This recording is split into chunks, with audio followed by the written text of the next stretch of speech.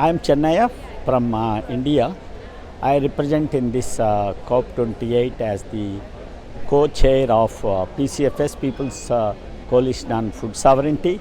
I work for a trade union by name National Alliance of Agricultural Allied Workers Union, which is the farmers and agriculture workers, fisher folk, and the Indigenous Peoples Trade Union Federation, having almost 800,000 members. In this COP28 meeting, I have a lot of hopes that the way that the opportunities are provided, and I have visited several places, and I have seen that the indigenous people are given opportunity to voice there, and FAO is organizing consultations where we could able to feel and share our concerns from the grassroots level experiences, and we have to see how far this is going to be implemented. That is the most important aspect in this. The expectations are very high, and unlike earlier times, this time there is UN and all stakeholders have come together, planning to commit for the kind of compensations for the victims of the climate change. And we feel that is an important one step ahead, and it is not sufficient. We expect that it should be, climate justice is an important.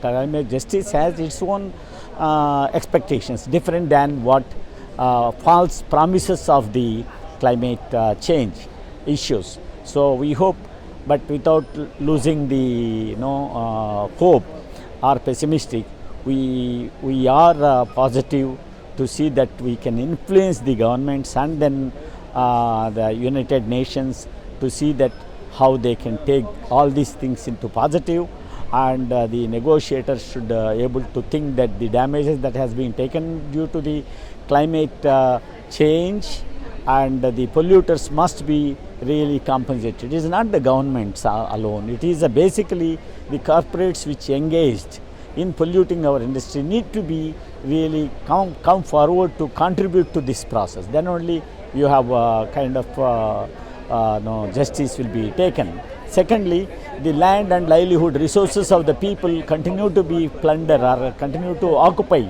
by the governments, which should not happen in the favor of corporates. So that has to be protected. The indigenous communities and the marginalized communities should able to restore their own lands perfectly, so that they will be having food sovereignty and they will be able to produce and attend the climate justice issues. Otherwise, what happens? It is just one side, a kind of piecemeal approach of